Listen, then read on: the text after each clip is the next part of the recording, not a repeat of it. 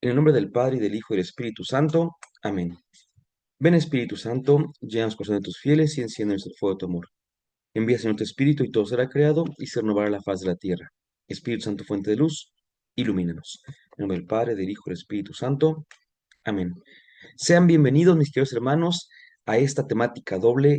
En este mes de mayo, mes de María, tenemos dos puntos bien interesantes.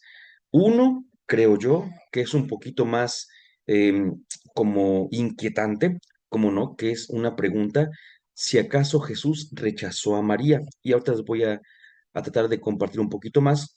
Y el segundo, con el que vamos a cerrar los temas que hemos estado viendo sobre nuestra madre, es el papel de María, nuestra madre, en la primera comunidad. Pero debemos tener en cuenta una primera cuestión, que acuérdense que una cosa es lo bíblico, otra cosa es, se complementan, no se contradicen, pero no necesariamente se entiende de la misma manera. Perdón, estoy un poquito enfermo de la garganta. Es la cuestión de la tradición de la iglesia, incluso la misma piedad popular de la iglesia. Así que vamos por partes porque es bien interesante, bien interesante que nos pongamos de acuerdo en esta primera parte, que es si Jesús rechazó a María. Y es que la verdad que cuando ustedes saben que en este diálogo, como se suele llamar, como eh, por así decirlo, por supuesto, con los protestantes, con los cristianos no católicos, que son bastante, pues, aguerridos, ¿no? E intentan, a veces creo yo, a veces me parece que ya no intentan como que alcanzar la verdad, sino simplemente, pues, negar lo que el cristianismo católico propone. Entonces, pues, de cada frase que el cristianismo católico dice, o de cada circunstancia, o de cada acción, pues ahí están en contra, ¿no? Bueno, eso es lo primero. Entonces, perdón, aquí está justamente el punto importante, porque para nosotros, los cristianos católicos, María tiene un lugar súper importante en nuestra vida de iglesia. De hecho, la segunda parte del día de hoy, sobre eso va a tocar un poquito la temática, ¿no? Pero, eh, aunque para nosotros es algo de todo el tiempo, hacemos oraciones, no exactamente a María, sino hacemos oraciones con María, vemos su figura, meditamos acerca de las acciones que realizó, como la temática que vimos, que son la anunciación y la visitación, pues los vimos o las vimos de una manera de estudio bíblico, pero en la piedad popular, en la fe de nuestra gente, esos dos temas dan para toda una espiritualidad del servicio, de la humildad, de la generosidad, ¿no? De la obediencia, vaya, de la disposición. Entonces, por eso digo que una cosa es como que el mensaje que se encierra en las líneas bíblicas y otra cosa es cómo ese mensaje lo hemos ya adaptado a la vida de fe y cómo a veces ha suscitado que tengamos ciertas formas de vivir justamente esta fe. Y entonces, nuestra Madre María para nosotros es todo un símbolo, es parte fundamental de nuestra fe, no porque ella haga nuestra fe la hace la resurrección y el creer en la resurrección de Jesucristo. Sin la resurrección, vana es nuestra fe, no hay fe. Y bueno, pues obviamente creer en esto es lo que hace que se vaya como cerrando el círculo. Pero insisto, la figura de María al día de hoy es una figura ejemplar. Hablamos de las glorias de María, hablamos de las actitudes de María, hablamos de María, la Madre de Dios, la esposa de la Madre de Dios Hijo, la esposa de Dios Espíritu Santo y la hija de Dios Padre. Hablamos en la letanía del Rosario, eh, tantos títulos que le damos, ¿verdad? El Arca de la Alianza, como ya comentábamos antes también, este, no sé, la reina de los patriarcas, de los apóstoles y demás, tantos títulos que damos a María, porque tiene un lugar allí muy importante dentro de nuestra fe. Sin que ella la haga, ella nos ayuda a vivir nuestra fe. Pero, aquí viene el asunto, hay una ocasión que nos cuenta la Biblia en que al parecer Jesús no le rindió el debido cuidado, la debida atención a su madre y pareciera que la despreció o que la rechazó. Puede haber otro, por ejemplo, las bodas de Caná, cuando le dice, mira, es que no tienen vino, y la respuesta de Jesús, pues suena muy dura, ¿no? ¿Y eso a mí qué? Casi, casi, ¿no? ¿Tú y yo qué, mujer, no? Entonces, pero esa todavía como que la llegamos a pasar. Pero el texto que vamos a ver, cuando Jesús, al parecer, no solamente no exalta a su madre, que nosotros la tenemos así ya como lo más grande de todo, sino que además de eso parece rechazarla, es un texto bastante interesante. Está dividido en dos momentos. eh, y casi siempre leemos solamente el segundo. De hecho, voy a empezar leyendo el segundo momento, pero el primero es el que cierra como que esta idea, pues al parecer muy negativa.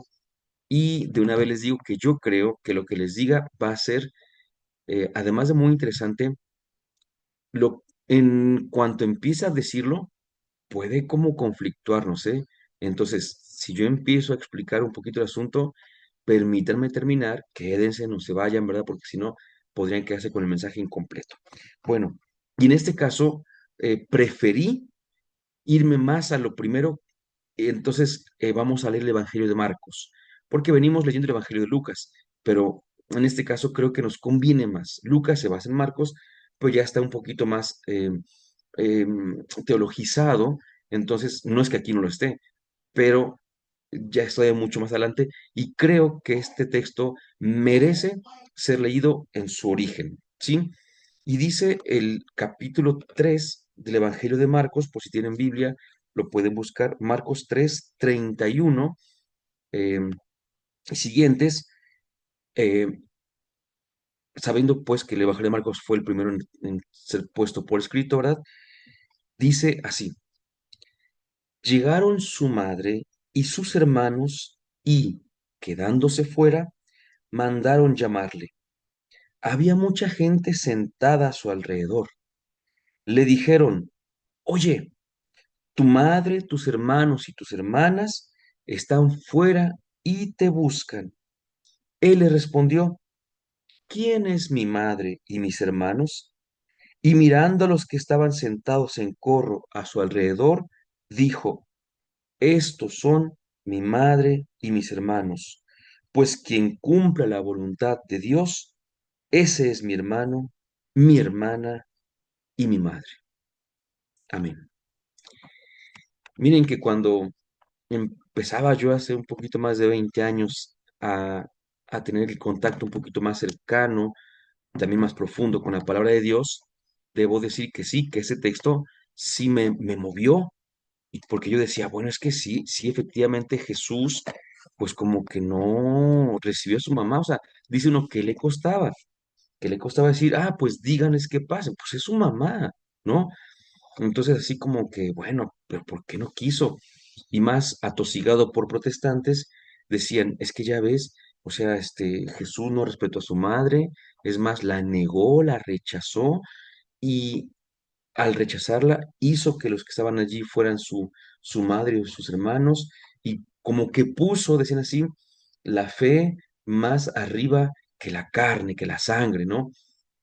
Y es lo que yo escuchaba y yo decía, pues es que a la letra eso parece, ¿no? Ya saben que una cosa es leer y otra cosa es interpretar. Entonces a veces ya leemos la Biblia, pero no sabemos todavía interpretarla. Perdón. Y entonces, leyendo textos de apologética, recuerdo muchísimo, y ahora sí, me voy a ir justamente al Evangelio de Lucas para explicar lo que muchos decían. Porque decían, bueno, pero ¿qué es lo que realmente hizo Jesús allí? Y entonces yo leí un texto que decía que Jesús no estaba de ninguna manera rechazando a su madre, sino exaltándola, enalteciéndola. Yo dije, pero ¿cómo va a ser eso? Sí, pues obviamente que no parece, ¿no? Y es que hicieron uso de una herramienta muy interesante, pero que van a ver por qué no se podría aplicar aquí. Y es que decía Jesús, ¿quién es mi madre y mis hermanos. En San Lucas dice, son aquellos que oyen la palabra de Dios y la cumplen. Aquellos que oyen la palabra de Dios y la cumplen. San Marcos, ya ven que dijo, quien cumpla la voluntad de Dios, ese es mi hermano, mi hermana y mi madre, quien cumple la voluntad de Dios. Pero San Lucas dice que son los que oyen la palabra de Dios y la cumplen. ¿Cuál es la diferencia? Pues aparte de que se menciona la palabra, el Evangelio de Lucas, esto, Lucas, bueno, Marcos, decíamos, lo trae en Marcos capítulo 3 versículo 31 y Lucas lo tiene en el capítulo 8. Pero recordamos justamente el pasaje de la perdón, de la anunciación o encarnación y recordamos que allí María escucha la palabra de Dios. Y María le dice que sí a la palabra de Dios y que después, ¿se acuerdan cuando habla con Jesús en el famoso texto del templo que dice, María, hijo, ¿dónde estabas? Tu padre te estábamos buscando. ¿Por qué me buscaban? ¿Qué no saben que tengo que estar en las cosas de mi padre? Y que María guardaba todo eso en su corazón, ¿no? Entonces, la María, por así llamarle, la María de Lucas, es una María que es discípula de la palabra. Entonces, cuando Lucas dice que en aquel momento que se acercaron sus madres hermanos y le dijeron a Jesús, ahí te buscan, y Jesús dijo, mi madre y mis hermanos son aquellos que oyen la palabra de Dios y la cumplen, el apologista católico decía hace muchos años, Jesús no está rechazando a su madre, sino que la está enalteciendo, porque la primera que escuchó la palabra y la cumplió fue justamente María. Y eso, en su tiempo, a mí me calmó. ¿Verdad? Esa inquietud que yo tenía, a mí me calmó bastante porque dije, oye, pues sí es cierto, María guarda las cosas en su corazón, escucha la palabra, es sierva de la palabra. Yo dije, pues sí es cierto. Entonces, si María era grande por ser la madre biológica de Jesús, ahora es doblemente grande porque además de ser su madre por cuestión de la biología, es su madre por cuestión de la palabra. ¿No? Entonces era una cosa que a mí me tranquilizó mucho. Pero pasa el tiempo, perdón, y nos damos cuenta de que no es tan sencillo porque el origen de este relato está en San Marcos, no en San Lucas. Y en San Marcos no existe nada de que María hubiese escuchado la palabra de Dios y la hubiera puesto en práctica. Y sin embargo, sí aparece que Jesús rechazó recibir a sus familiares.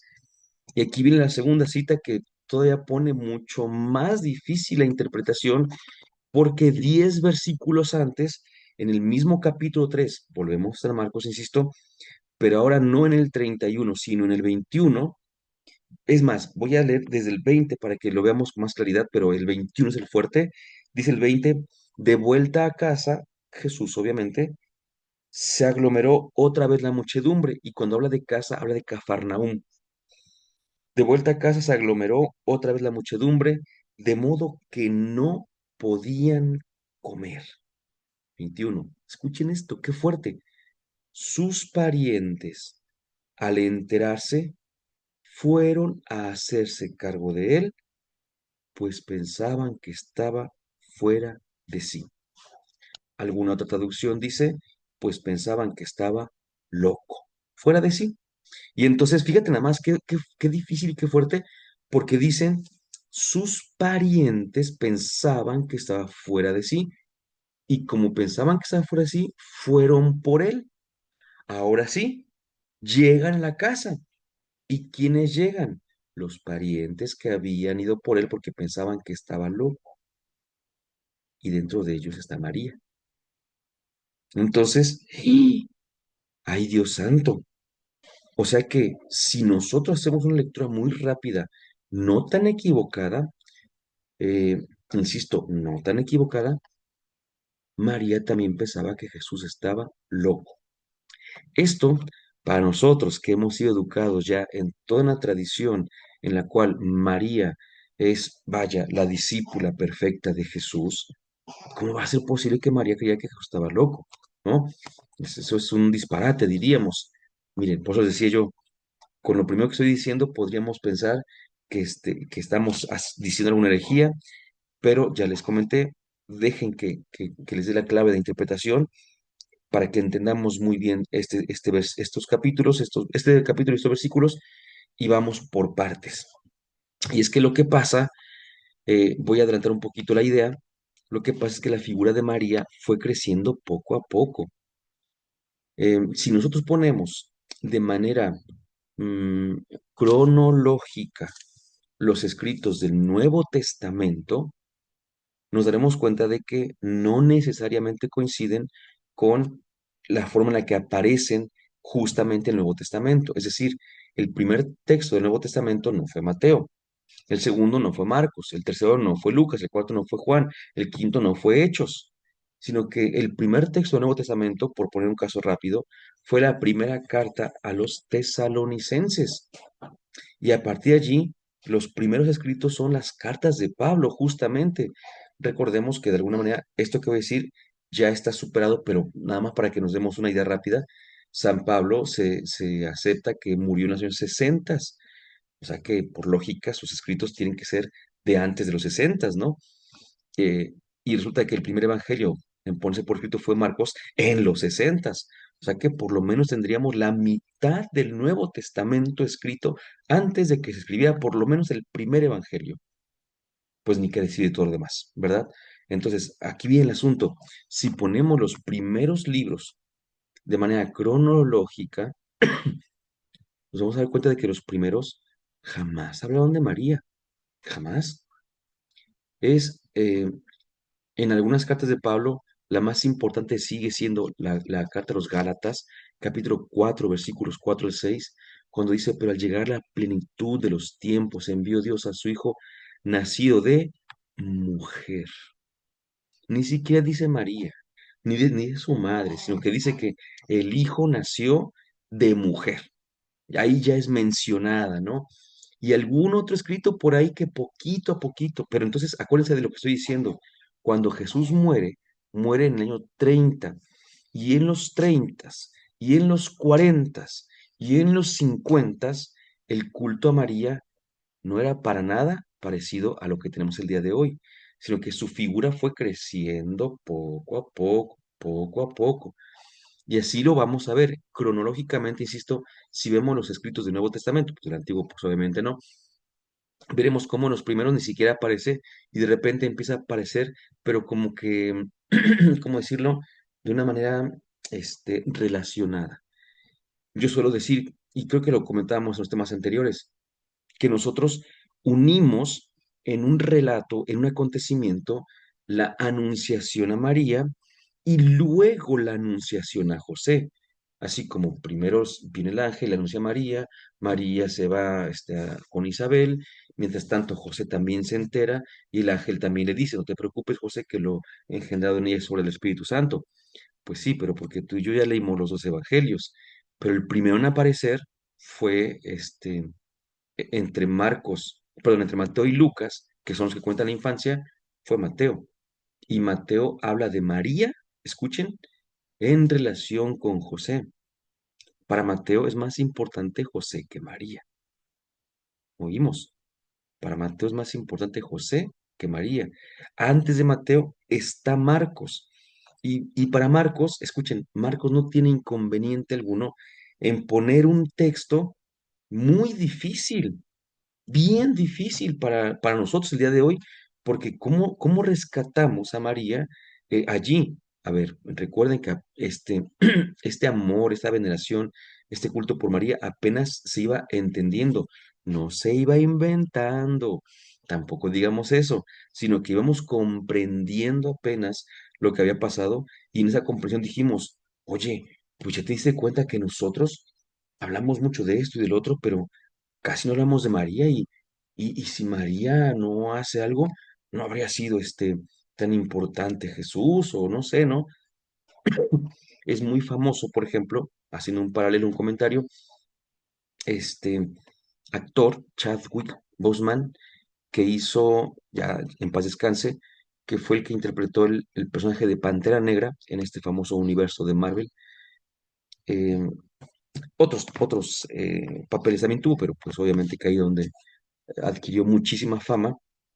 Y él cuenta lo siguiente, dice que, bueno, yo creo que muchos lo conocimos y le dimos su lugar, así, ¿no? Como tal.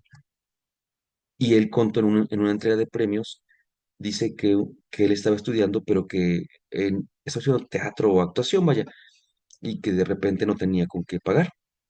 Y que cuando le llega una carta donde decía que ya estaba todo pagado, todos sus, todos sus estudios estaban ya pagados. ¿Y ahora qué pasó, no? Pues resulta que había habido una persona que lo conoció y vio que tenía futuro y dijo, pues lo voy a ayudar, porque podía ayudarlo, se podía dar ese lujo. Y era Denzel Washington, otro actor que dijo, yo pago por la carrera de este muchacho, que es prometedora la carrera y demás.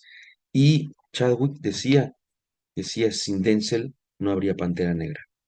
Entonces fíjense qué bonito, ¿no? Digo, Denzel Washington por su parte pues, solito tiene para su propia fama, ¿no? Pero cómo se llega a ver justamente que gracias a lo que hizo uno, el otro existe en su papel. Entonces dice, sí es cierto, si el otro no lo hubiera apadrinado, él no habría estudiado y no tendríamos esta interpretación de Pantera Negra. Entonces hay que agradecer al otro, ¿no? ¿Por qué? O sea, por lo que hizo aquel, hay que agradecerle porque gracias a él tenemos a este. Entonces, algo parecido ocurre con María. De repente se dan cuenta de que Jesús, pues para estar aquí, para poder dar su vida, para poder predicar, para poder hacer los milagros y para poder estar, pues tuvo que haber nacido. ¿Y cómo nació? ¿No? Pues de la Virgen María. Entonces dijeron, oye, pues entonces María también es importante. Y empezamos a comprender el papel tan precioso que le tocó a María en esta historia de salvación, ¿no? Bueno, pero repito, eso fue poco a poco. Es decir, al otro día de que Jesús este, resucitó, al otro día que los discípulos y apóstoles entendieron la resurrección y empezaron con todo esto, ahí sí, ahí es donde empezaron justamente a hablar de Jesús y de la fe y todo esto, pero ahí no empezaron a hablar de María, ¿ok? Ahí no habían todavía hablado de María, apenas iba para allá ¿cómo se llama? Pues este culto, ¿no? Poquito a poquito. Entonces, escuchen, primera idea, por eso es que cronológicamente los textos donde aparece María, de cero apariciones, van creciendo un poquito porque van creciendo el escrito a la par que crece el culto. Y entonces, las primeras veces incluso que aparece María, pues también aparece así como que, pues más o menos ya empezamos a ubicarla, pero todavía no entendemos su papel tan importante. Y entonces, dentro de este movimiento, dentro de este proceso, uno de los primeros textos en ser puestos por escrito fue el de Marcos. Y entonces ahora entiendo por qué Marcos, si Marcos trata a Jesús de una manera tan violenta, que trate a María de una manera tan seca, está, uno, dentro de su forma de escribir y dos, dentro del proceso de comprensión de la figura de María. Es lo primero que tenemos que decir. Pero eso no explica, uno, por qué Jesús no la aceptó y dos, que es otra cosa de la cual los protestantes se agarran mucho, por qué dice sus hermanos y sus hermanas. Ya ven que ellos están ansiosos por encontrar más hijos de María. Ay, bueno, pues ya, ay, algún día, algún día. Pues aquí voy a darles un intento de explicación ante esta situación que cuadra, que cierra muy bien con las circunstancias y que es probablemente la explicación que, que podríamos aceptar como una intención del autor. Y es la siguiente. Si estamos diciendo que el Evangelio de Marcos fue escrito en los 60, entonces estamos en la época de persecuciones. En los 60, por tradición, encontramos el martirio de Pedro y de Pablo. En los 60 ya murieron varios apóstoles. En los 60 se empieza a poner por escrito el mensaje, el testimonio evangélico, justamente porque los testigos están muriendo, entre otras cosas, por supuesto. Entonces es necesario poner por escrito su testimonio, porque si mueren todos, el testimonio se acaba. Entonces, en los 60 y un poquito antes y mucho tiempo después, la cuestión de los representantes, de los encargados, ahí está la palabra, de las comunidades, pues obviamente que está en peligro esta representación, ¿no? Y recordemos que la mayoría de los apóstoles tuvo a su cargo iglesias e iglesias importantes, ¿sí? Por ejemplo, Santiago, llamado el hermano del Señor, se quedó en Jerusalén y atendía la iglesia de Jerusalén. Pedro, pues se fue a Roma y atendía la iglesia de Roma. Pero entonces empiezan a morir y ahí viene el asunto. ¿Quién va a quedar? ¿Quién va a ser el próximo director, el próximo gerente general, ¿no? O como actualmente ya se oye mucho, el CEO, ¿no? Entonces, ¿quién va a ser el que coordine todo esto? Y aquí hago otro paréntesis para recordar una cosa que vio el pueblo de Israel unos 1000 años antes de Cristo, porque si recuerdan, unos 1000 años antes de Cristo, 1100 aproximadamente, un poquito menos, eh, entró la monarquía al pueblo de Israel. El pueblo quería un rey como las demás naciones y bueno, pues Dios a través de Samuel les ayudó a que tuvieran un rey. El primer rey, Saúl.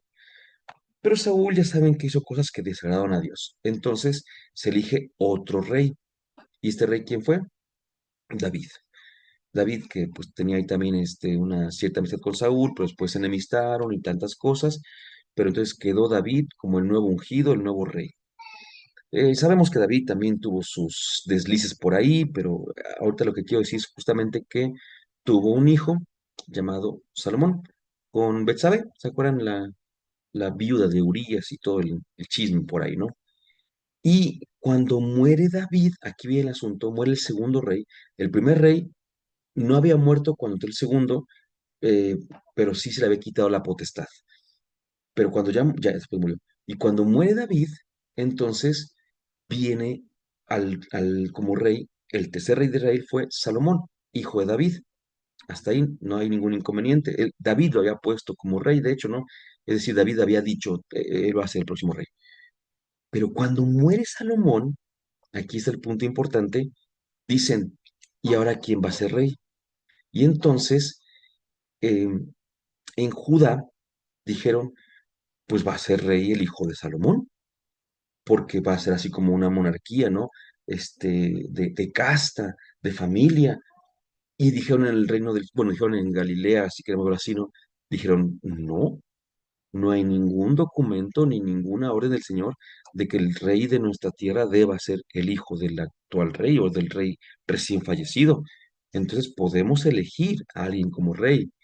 Y empezó una bronca de dimensiones épicas, como solemos decir, tan grande que tuvieron que dividir las tribus, dividir todo el reino en dos reinos, el reino del norte y el reino del sur. El reino del sur, con capital en Jerusalén, quedó bajo la tutela de Roboam, hijo de Salomón, mientras que el reino del norte, con capital en Samaria, justamente, quedó bajo la tutela de Jeroboam, que ese no tenía nada que ver familiarmente con Salomón. Porque, repito, ¿no? Así decían unos, ¿a quién le corresponde ser rey? Y unos dijeron al hijo, al familiar. Y otros dijeron, no, a uno que elijamos, ¿ok? Entonces, con eso en la cabeza, tenemos ahora una cuestión muy interesante. Los puestos de dirigentes, de directivos, eran también, o siempre han sido como que bien vistos, tienen su caché, decimos, ¿no? Entonces, cuando empezaron a morir los apóstoles, entre otros cristianos, los puestos de dirigentes estaban quedando vacíos. Y se dio en aquellos tiempos una cosa que hasta el día de hoy se da, y es el nepotismo. Se dio que algunos parientes de los apóstoles o de los encargados de las iglesias recientemente fallecidos o asesinados empezaban a pedir ser los siguientes encargados por el simple hecho de ser sus familiares. Y entonces dijeron, pues yo ya vengo a ser aquí el encargado de la iglesia de fulanito lugar. ¿Pero por qué? Pues soy el hijo de fulanito que acaba de morir, soy el hermano de sutanito, entonces pues ya me toca. No, pero ¿por qué? ¿No? Entonces hubo todo un pleito sobre quién tenía que dar a cargo de.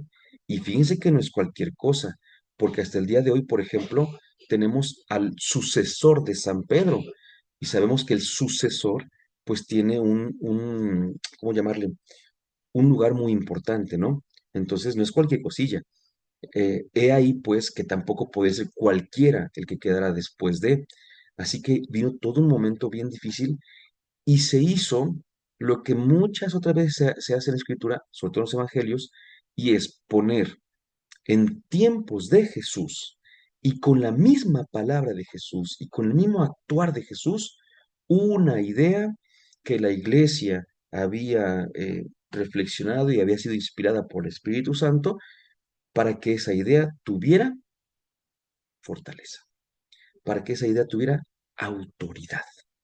Y entonces, por lo que entendemos al día de hoy, lo que dijeron fue, no, el siguiente dirigente de la iglesia de fulanito lugar no tiene por qué ser un familiar por el simple hecho de ser su familiar, sino que debe ser alguien que sea testigo, que se haya convertido, que escuche la palabra de Dios, que haga la voluntad de Dios, no nada más el familiar, porque luego el familiar puede que ni creyera en él, en Jesús.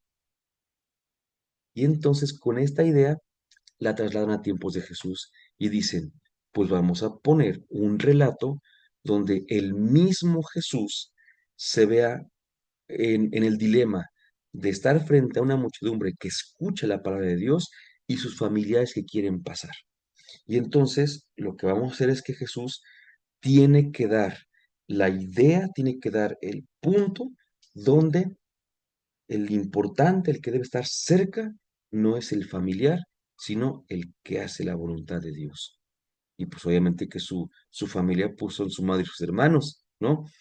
Entonces luego yo le decía, habla aquí estrictamente de hermanos carnales de Jesús. Yo le decía, sí, claro que habla de hermanos carnales, pero no porque esté dando la información de que Jesús tuviera hermanos carnales, sino porque había hermanos carnales que querían ocupar los puestos de los hermanos fallecidos. Entonces, pues tuvo Marcos que decir que eran sus hermanos y sus hermanas, pero no porque estuviera afirmando que Jesús tuvo hermanos o hermanas, sino porque estaba afirmando que el parentesco sanguíneo no era suficiente para ocupar los primeros puestos. Entonces, una cosa tremendamente importante porque no intenta despreciar Marcos, mucho menos Jesús, a María, sino simplemente intenta ilustrar una situación que estaba dando. Por poner otro ejemplo que ya hemos comentado en otros momentos, pero para que tengamos fresco, esta forma, esta herramienta de llevar adelante el texto no es única y por eso es que también podemos tranquilamente decir, pasa otras veces, no es única de Marcos, ni siquiera de los evangelios o del evangelio de Marcos, vaya nada más, porque Juan también, el ejemplo más claro, dos ejemplos claros, en Juan los tenemos y más claros porque Juan estaba muy lejos. Fue escrito 60 años después de que Jesús murió y resucitó, perdón, pues son justamente uno, el del ciego de nacimiento, porque decían, este, este ciego, pero ya ve, traigan a sus papás, ¿se acuerdan? Van por sus papás y le dicen, a ver, ¿este es su hijo? Sí, ¿cómo es que ve? ¿No? Y dice que sus papás dijeron, pues de qué es nuestro hijo, pero ¿cómo ve? No sabemos, pregúntele a él, tiene edad.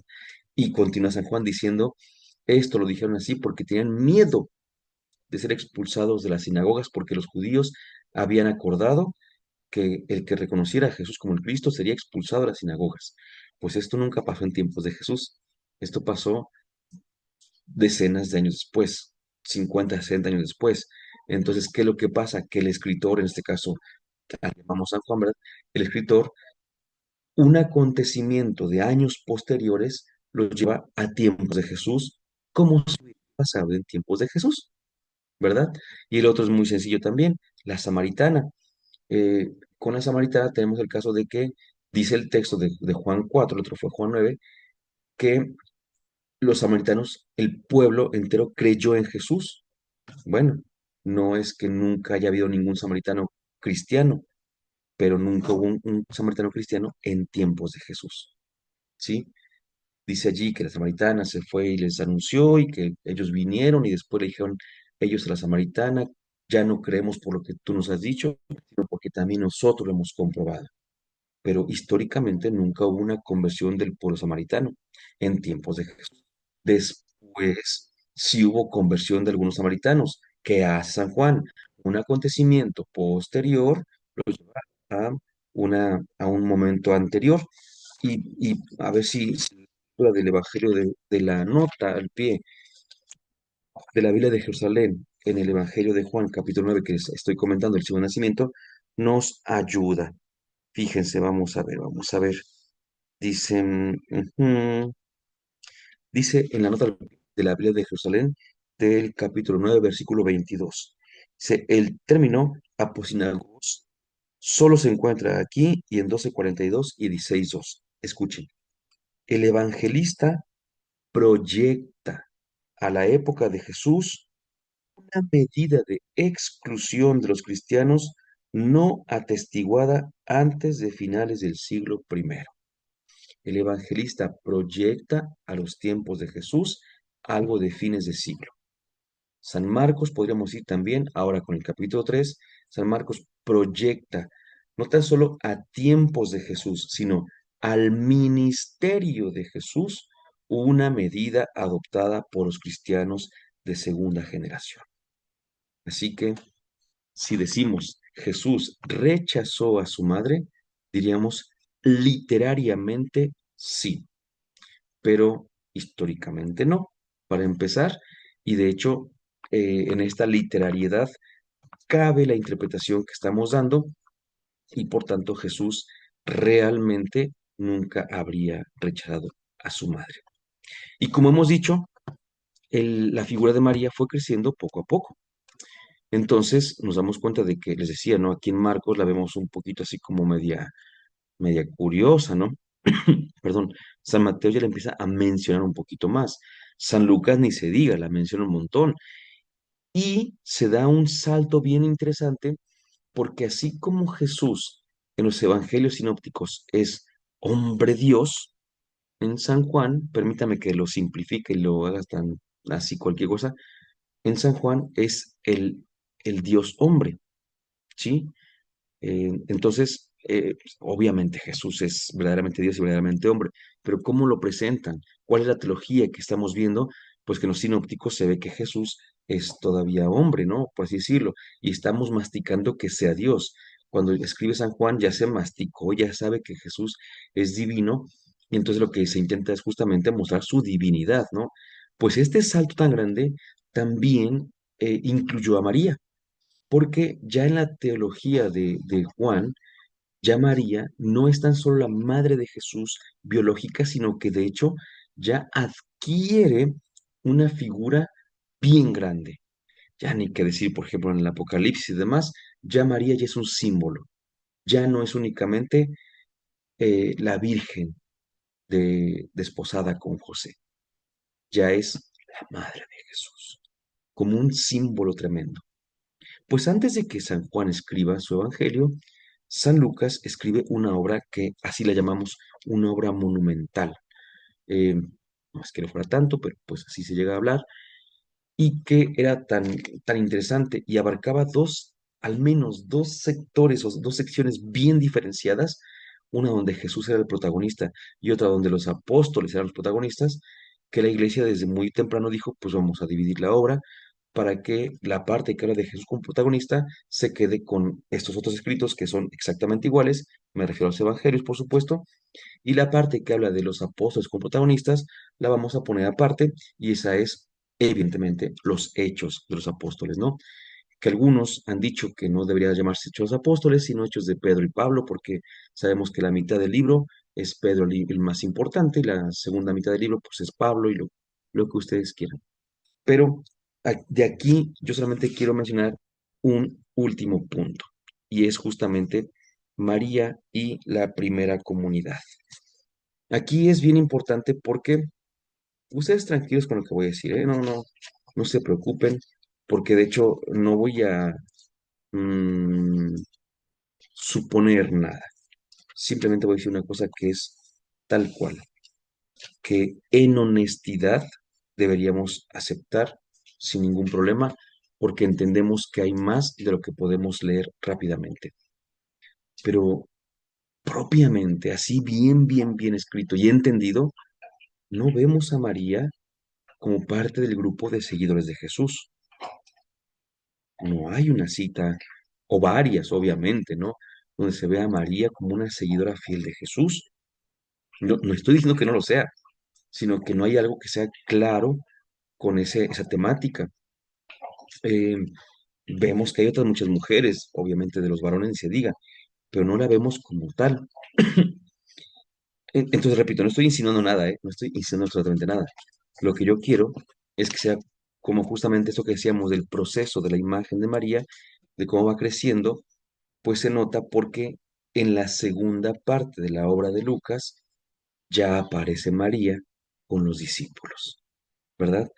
Y justamente aparece en uno de los relatos más importantes, que escuchen cómo lo quiero decir ahorita, que lo diga, y es el capítulo 2 del Evangelio, perdón, bueno, le llaman el Evangelio del Espíritu, pero no es por lo que yo quería decirlo de momento.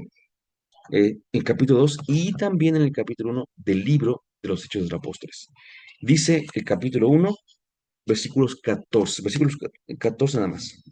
Hay más, pero desde el 12, pero yo voy a leer el 14. Dice, todos los apóstoles perseveraban en la oración, todos perseveraban en la oración, con un mismo espíritu, en compañía de algunas mujeres, esto es totalmente lucano, pero esto, escuchen, de María, la madre de Jesús, y de sus hermanos. Esta es bien a bien la primera cita de María y los hermanos. Otro día hablaremos de los hermanos. Sabemos que no hay que preocuparse por ello. Es la primera vez que escuchamos que María está con la comunidad. Y entonces es también parte de los apóstoles que están perseverando en la oración. Parte de los apóstoles que, si seguimos un poco el entendimiento, todavía se reúnen al interior para salir, porque algunos tendrán todavía miedo, pero aún así están ya certeros de su fe y están esperando ese empujoncito o empujoncito tremendo, que es justamente lo que el capítulo 2 de los Hechos menciona y que es la llegada del Espíritu Santo.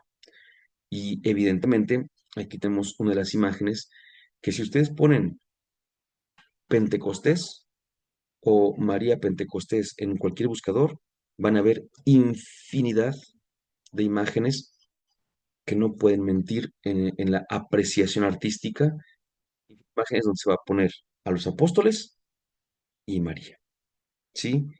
Entonces ya ahí están, ya no hay ningún inconveniente, ya sabemos que estaba María también entre ellos, entre los que recibieron el don del Espíritu Santo como tal, aunque ella obviamente en su momento ya había sido abrazada, ya había sido llenada del Espíritu Santo, pero ahora ya ahí está.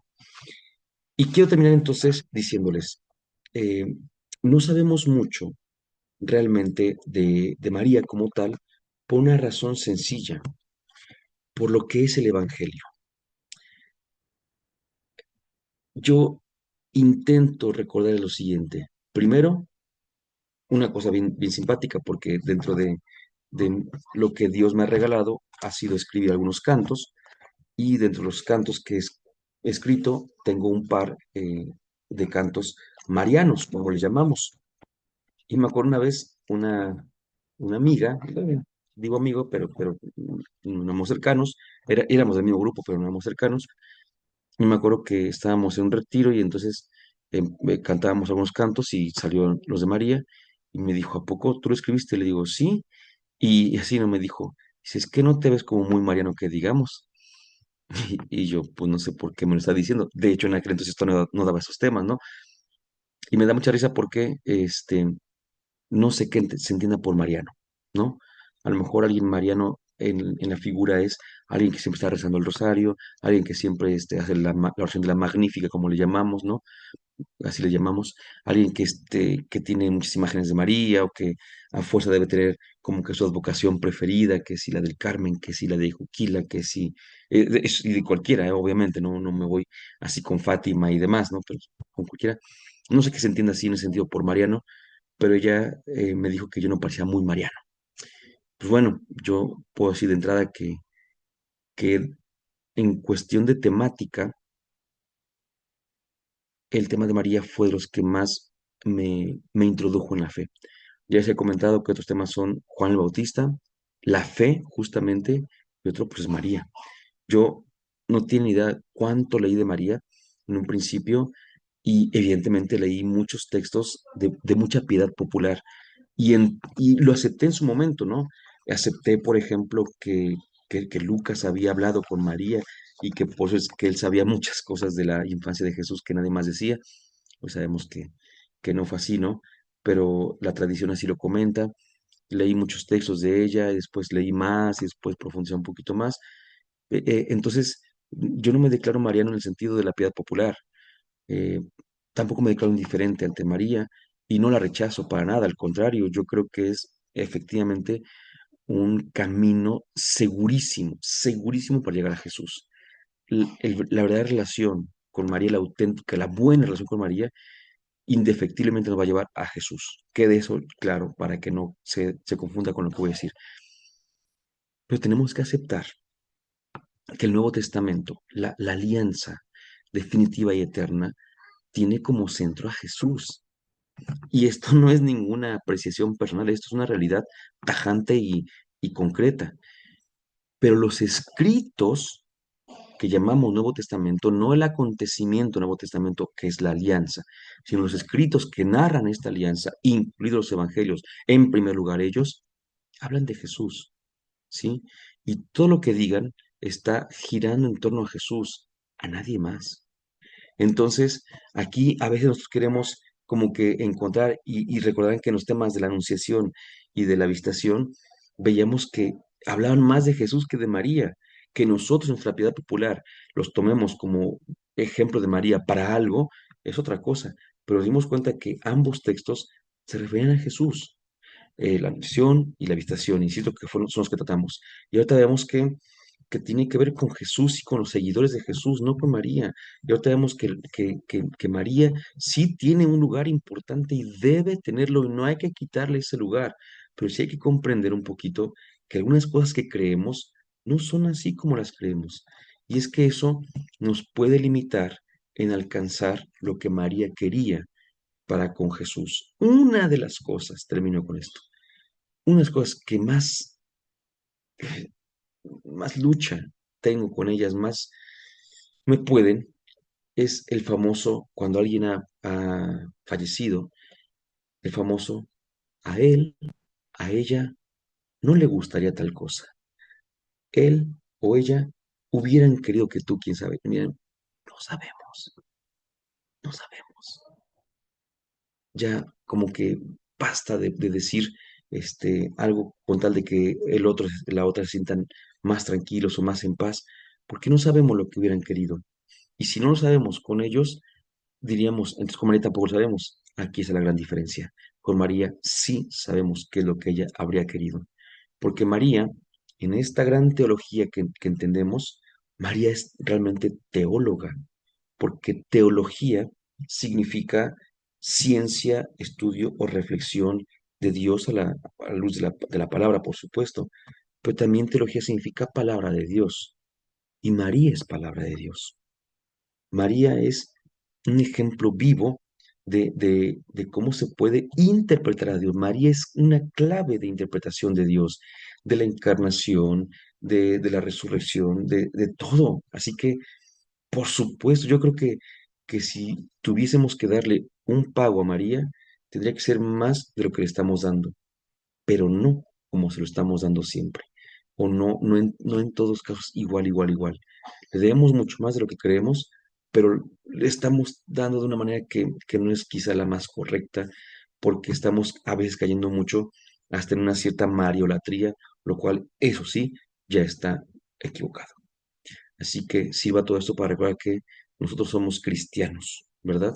y que al ser cristianos creemos en Cristo, creemos que Él nos ha liberado, creemos que Él nos ha otorgado la capacidad de volver sobre nuestros pasos, de reconfigurarnos y entrar en la vida eterna, y que una persona que ayudó para que este Jesús estuviera aquí, pues es María. Pero la famosa frase o pregunta, ¿no? Y si María dice que no, es una pregunta que no tiene sentido, porque María dijo que sí y no podemos estar suponiendo nada más. Dulce Madre, no te alejes, tú dices a nosotros no apartes. Ven con nosotros a todas partes y nunca solo nos dejes. Ya que nos proteges tanto como la de la Madre, haz que nos diga el Padre, el Hijo y el Espíritu Santo. Amén.